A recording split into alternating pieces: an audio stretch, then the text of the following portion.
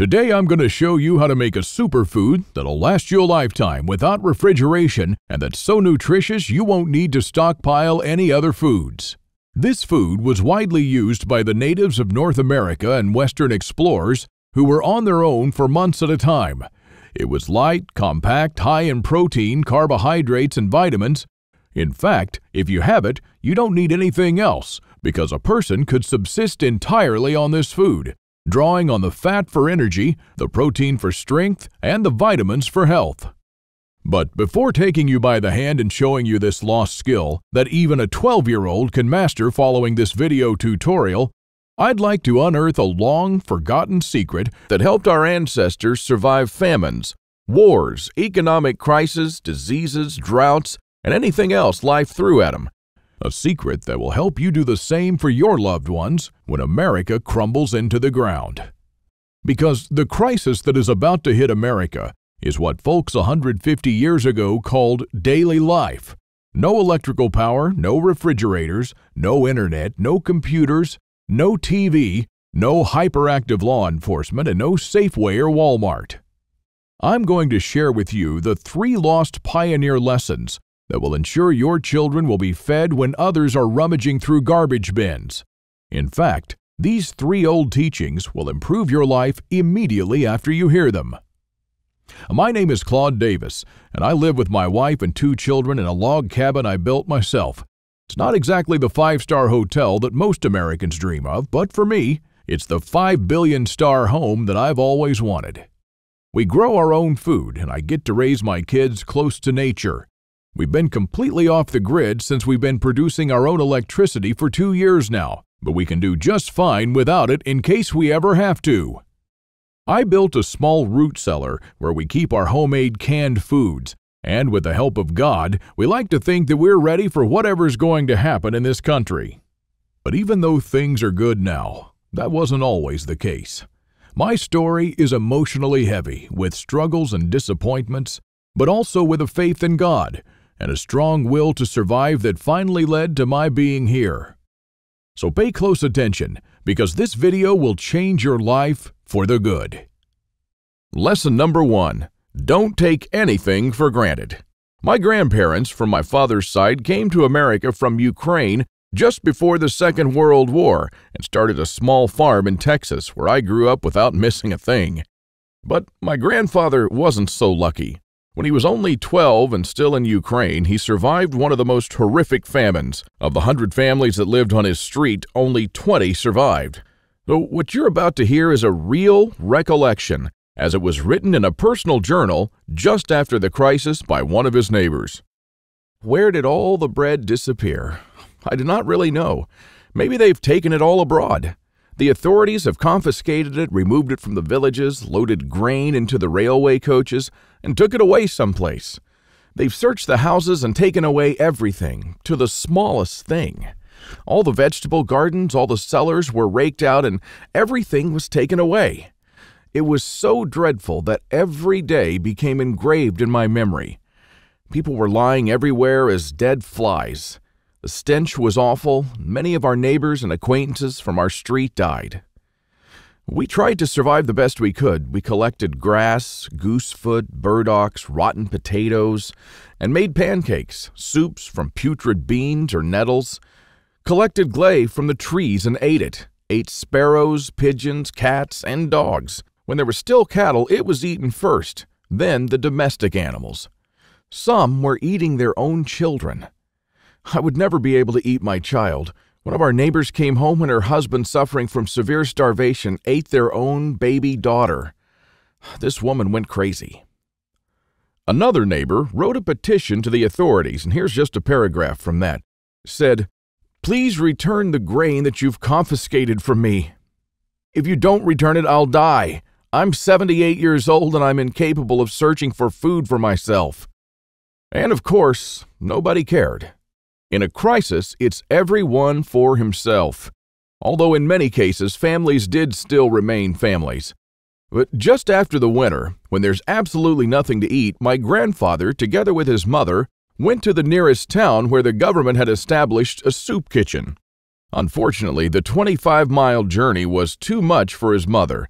After just 5 miles, she couldn't walk anymore. My grandfather noted in his journal, "Mother said save yourself, run to town." I turned back twice. I could not bear to leave my mother, but she begged and cried, and I finally went for good. Now, I don't know about you guys. I'm a father myself, and when I read these things, I burst into tears. Now, please allow me to take a wild guess here, without getting mad at me. Your life's not perfect, but at least you have a computer or a mobile device to watch this video on. Your fridge is probably half full, and while you have your problems, starvation is not one of them. And even though your job or retirement could be more enjoyable, you probably have enough money to at least get by. And that's great. But make no mistake taking this for granted. History has shown us many times that it can all fly away in a split second. The biggest misstep that you can take now is to think that this can never happen in America or to you. All that my grandfather and our ancestors who came here and formed America lived through would be in vain without lesson number 2. Those who cannot remember the past are condemned to repeat it. Now, call me old-fashioned, I don't care, but I completely believe in America and what our ancestors stood for. They all had a part in turning this land into one of the most powerful countries in the world. Many died and suffered before a creative mind found an ingenious solution to, maybe, a century-long problem. Now, believe it or not, our ancestors' skills are all covered in American blood. And this is why these must be fought for, protected, and handed on for them to do the same for our children and our children's children. But now, my friends, we're sitting on the edge of oblivion. Our fathers and grandfathers were probably the last generation to practice basic things like building a root cellar or making pemmican. Our ancestors laid the bricks and built the world's strongest foundation that we're about to irreversibly forget. And we're going to pay the ultimate price for this, because if you have a big, strong house with a weak foundation, it doesn't matter if it looks nice on the outside. The next flood will sweep it away. And that is exactly what will happen to most Americans in the coming crisis. So here we are, human beings in the 21st century, several lifetimes and a world away from our grandparents and their ways. Have we become better at living? I think not. I watch as we have become ever more expectant that the world owes us a living. Consumerism has reached epic proportions, and people feel aggrieved if they don't own the latest gadget. The truth is, we never have been more disconnected from life, from the world, from the soil, from the trees, and from our own souls. We're straying away from our roots on a dangerous road from which there will be no turning back. And the good and the bad news is that we're the last generation that can truly do something about it. We no longer know how to live without refrigerators, without cars, without phones, without supermarkets. I don't want to see our forefathers' knowledge disappear into the darkness of time. And if you care about your family and what America stands for, then neither should you. This is the third and most important lesson of all. It's always up to you. Now, I believe in God and in the power of free will, and I believe that you are the only one in charge of your destiny, and that you're constantly making decisions that shape the rest of your life. Now, it's true we all had different starts, depending on our families and upbringing, but for most of us here in the United States, we at least had decent beginnings. We had water and food, we could go shopping from time to time, and we had a decent medical system compared to other countries. We should be more thankful for that. And we should ensure that we have something put aside for darker times. If anything goes wrong with this country, don't blame the government or the president. They don't truly care about you or your family. You'll be the only one in charge of your fate. Now, I don't know if you've noticed, but nothing falls from the sky. God helps you, but He doesn't lay it on your table. You have to work hard and do things yourself. As long as you're aware of this, your destiny rests solely on you and your willpower. Now, you can truly change things, and you can do a lot more than you think you can. With this idea in mind, 5 years ago, I wanted to do something that hadn't been done before. Something that not only would help me survive a crisis without investing a fortune in stockpiles, but something that I could do around my house on a daily basis using only methods that were tested and proven by our forefathers for centuries. I wanted to unearth and learn the forgotten ways of our great-grandparents. I went to my grandfather to find out how he survived and to learn the little secrets that helped him stay alive in spite of almost everyone else dying. Now, he was almost 90 years old, but the old man was still in good shape. For 3 weeks on end, I absorbed his lessons like a dry sponge. And on top of that, we built a lot of things together, including a root cellar and a storm shelter, just like the folks did when he was young. We made lard and ham, and we smoked 4 turkeys and preserved them for winter in 4 different traditional ways, and a lot more. Now, when I was a child, I was raised by my grandparents, but I hadn't spent much quality time with them until then. In fact, there were months when we barely even spoke, not because we couldn't stand each other, but only because I was always too busy working or taking care of my kids. A lame excuse and a thing that I deeply regretted later on in life. Well, my grandfather passed on a couple of years ago, and with him, a magnificent amount of survival knowledge. I don't know if you're in a similar situation, but think about your grandfather and how many things he did or knew, things that will vanish forever into the dark abyss of ignorance. And because I deeply believed in lesson number 3, that I was the only one who could change something, my goal for the last couple of years changed from not just learning, but saving our forefathers' ways. This is one of the most important things I've done in my life, and I'm proud of it, but it took me 5 difficult years. Now, first, there's no person that knows all our forefathers' forgotten secrets. Let's just say there are still a handful of people that still practice a lost skill transmitted from generation to generation, even today. But not all the skills, of course. I had to get in touch with a lot of people. Second, where do you find these guys? They are no mainstream survival experts. They don't have a website or a TV show, and some of them even live in remote areas with no internet or TV cable, earning a living like the pioneers did. Third, I wanted to do something unprecedented. You know, articles like 11 skills your great-grandparents had that you didn't, and they started listing the skills: hunting, fishing, foraging, butchering, and so on. Well, this kind of information will never help anyone. I needed something solid, exact, and to the point. Not just skills, I wanted to know things that they actually built, ate, and stored, and exactly how they did it. And fourth, I'm not sitting on a gold mine. As much as I enjoyed traveling and learning these skills, I still needed to go to work. But what I didn't realize when I started my quest is that you can't save these skills only by writing them down. If all these writings will be forgotten in a dusty drawer right next to my bed, it won't help anyone.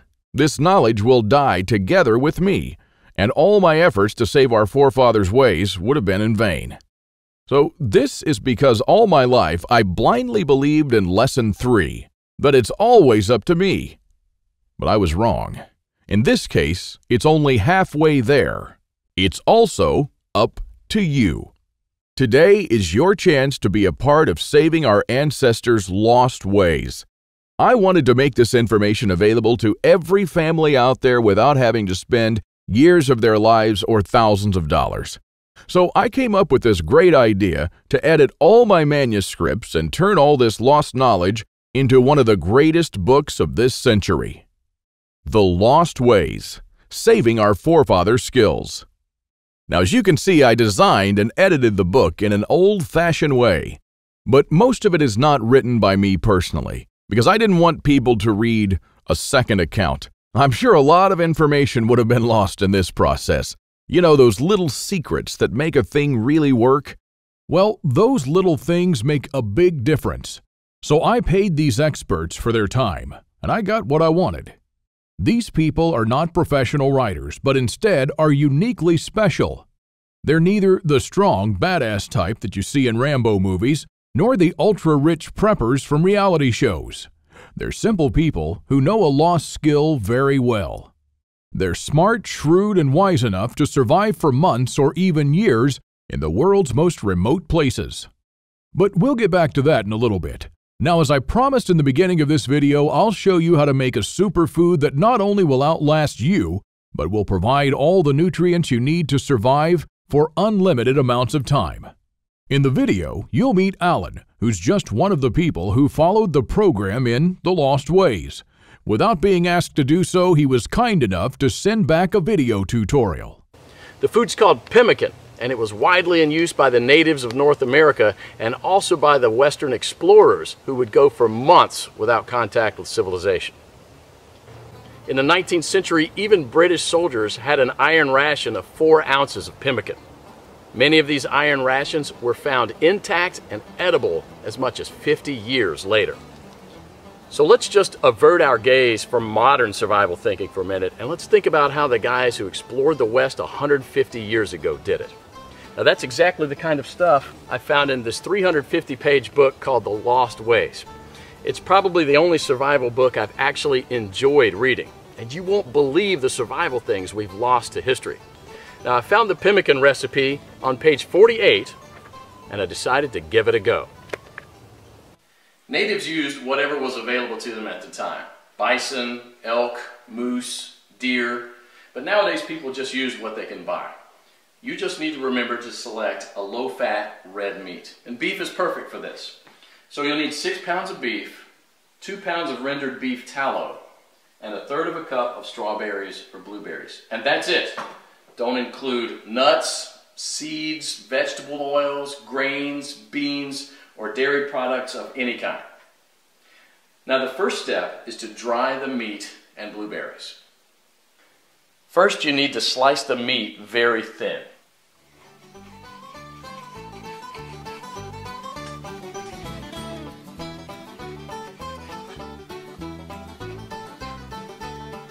If you don't have a dehydrator, you can set the oven to the lowest possible temperature, around 130 degrees,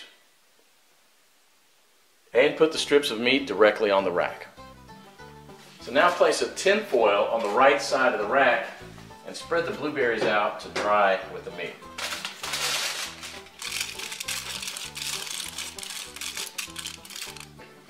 Place the rack back inside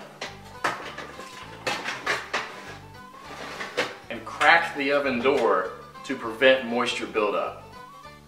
Let this dry for about 15 hours or until it's crispy. 150 years ago, people dried their meat by building a wooden pyramid over a small fire and hanging the meat slices on that. After 15 hours, this is what you should get. Toss it in the food processor until it becomes a powder. Do the same with the blueberries. In the old days, they grind it with a rock to crush it into a powder. For our next step, we need to cut the fat into small pieces about a 1/2 inch square.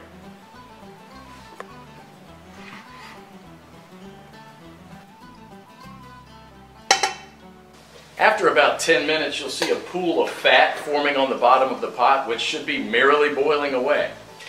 You can rest a little bit now and stir it maybe only every 5 minutes, just to keep things well mixed. After about an hour, the major boiling action will have stopped and there'll just be small bubbles rising from the fat. About 90% of the cracklings will be a chestnut brown in color. So use a strainer to separate these and set them aside with salt to enjoy as snacks later. They're really, really good. And if you don't like them or don't want to eat them, you can set them aside to cool for dog treats.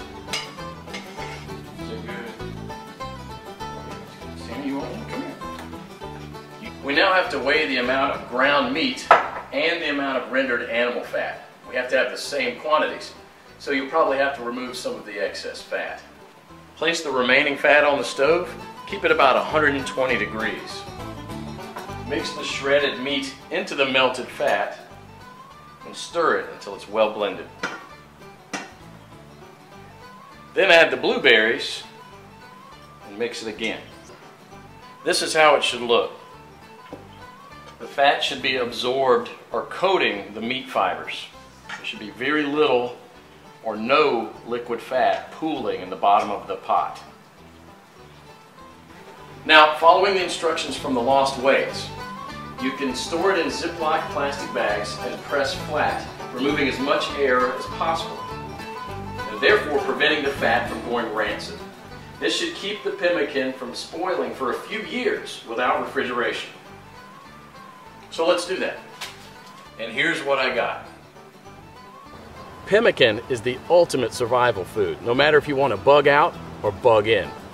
10 pounds of pemmican would supply food for 2 full weeks of camping activities at 3/4 of a pound per day, providing 2,200 calories. In survival mode, the same 10 pounds of pemmican would supply energy for almost a full month. This was just one awesome chapter in the Lost Ways, but you won't believe the survival skills we've lost to history. And Alan is right. This is just one small chapter. Want to discover more? Here's a glimpse of what you'll find in the Lost Ways. From Ruff Simmons, an Old West history expert and former deputy, you'll learn the techniques and methods used by the wise sheriffs from the frontiers to defend an entire village, despite being outnumbered and outgunned by gangs of robbers and bandits, and how you can use their wisdom to defend your home against looters when you'll be surrounded.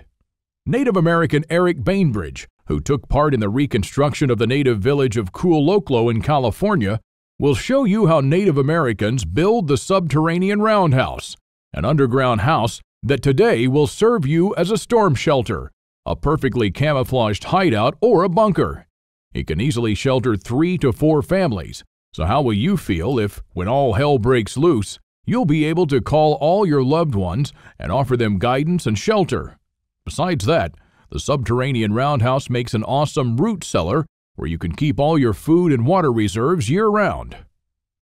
From Shannon Azarez, you'll learn how sailors from the 17th century preserved water in their ships for months on end, even years, and how you can use this method to preserve clean water for your family cost-free. Mike Searson, who's a firearm and an Old West history expert, will show you what to do when there is no more ammo to be had, how people who wandered the West managed to hunt 8 deer with 6 bullets, and why their supply of ammo never ran out. Remember the panic buying in the first half of 2013? Well, that was nothing compared to what's going to precede the collapse. From Susan Morrow, an ex-science teacher and chemist, you'll master the art of poultice. She says, if you really explore the ingredients from which our forefathers made poultices, you'll be totally surprised by the similarities with modern medicines. Well, how would you feel in a crisis to be the only one from the group knowledgeable about this lost skill? When there are no more antibiotics, people will run to you to save their ill children's lives. If you liked our video tutorial on how to make pemmican, then you'll love this. I'll show you how to make another superfood that our troops were using in the Revolutionary War, which even George Washington ate on several occasions. This food never goes bad, and I'm not talking about honey or vinegar. I'm talking about real food. And the awesome part is that you can make this food in just 10 minutes, and I'm pretty sure that you already have the ingredients in your house right now. Now really, this is all just a peek. The Lost Ways is a far-reaching book with chapters ranging from simple things like making tasty bark bread, like people did when there was no food, to building a traditional backyard smokehouse, and many, many, many more. And here's what Alex Deacon, the owner of Survivopedia.com and MyFamilySurvivalPlan.com, wrote on his website. A few days ago, I bought The Lost Ways by Claude Davis, a 350-page book that I've just finished reading today, and I can tell you that I enjoyed every page of it. It's funny how after 15 years of prepping, you still learn new things. Of course, the ideas were new to me and probably for most of us, but these things are actually very old. But Claude Davis got it right. The SHTF we all prep for is what folks 150 years ago called daily life. And believe it or not, this is not all. If you get The Lost Ways right now, you'll also receive 3 exclusive reports that will be off the table soon. There's an old saying that our great-grandparents used to know. Once in life, you need a doctor, a lawyer, a policeman, and a preacher. But every day, 3 times a day, you need a farmer. So the first report you'll get is what every survivalist should grow in his backyard. This special report contains the most nutritious and toughest plants that you should start growing so you'll never run out of food. These plants are reliable in the worst possible conditions, including drought, flooding, or light deprivation. And you'll also find instructions on how to plant, grow, harvest, and store them. I'm also pretty sure that you're familiar with this 150-year-old saying that it's not the strongest species that survived, nor the most intelligent, but the ones most responsive to change. So the second bonus you'll get is how to outlive an EMP, the early pioneer way, which is a day-by-day guide that shows you what to do after an EMP every day for 30 days using the lost ways. Think about it this way.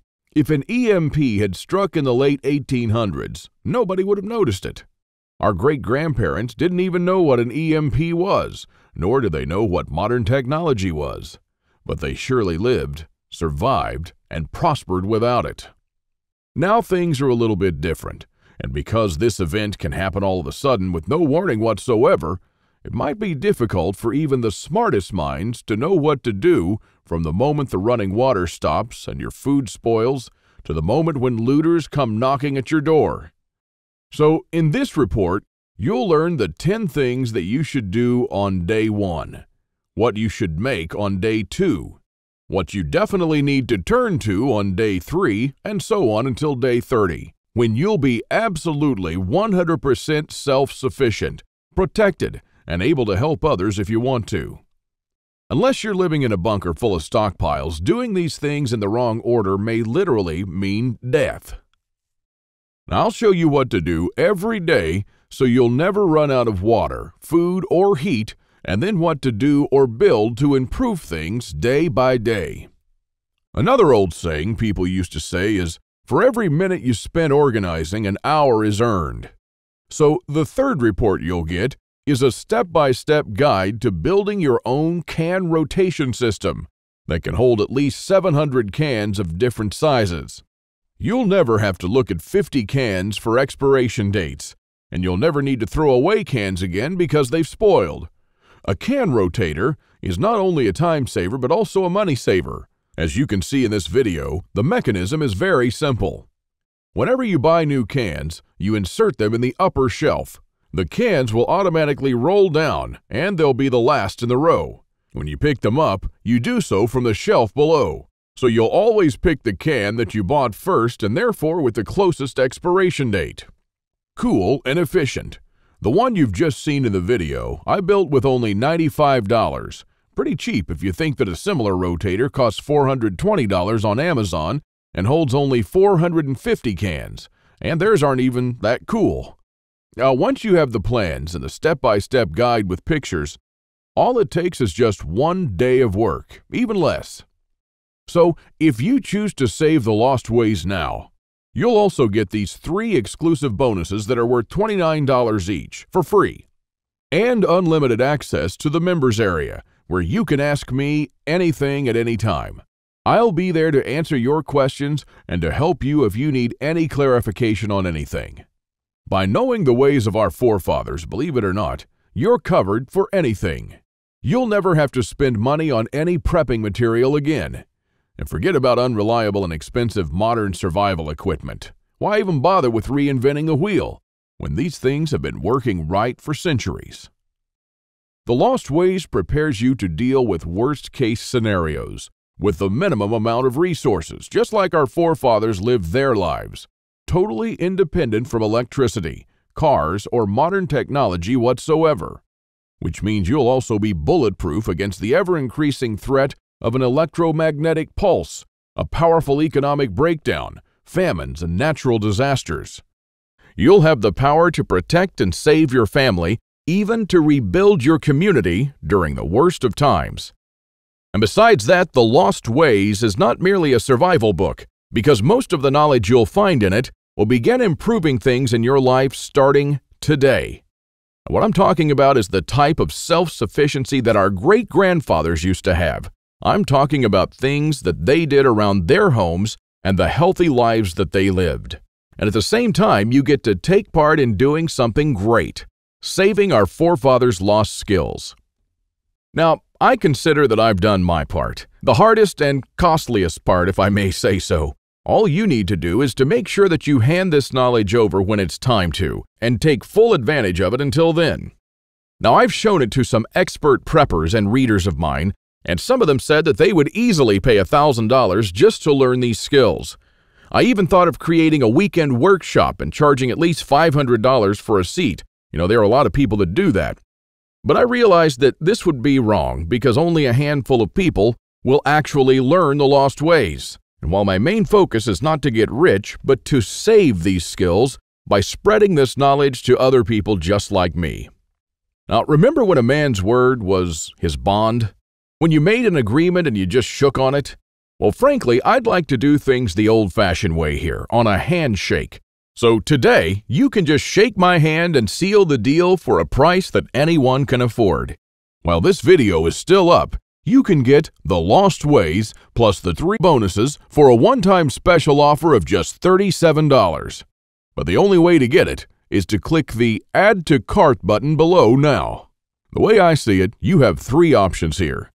You can hope that things will get better and that a crisis will never strike America. And I'm hoping the same thing, by the way. But my grandfather taught me better.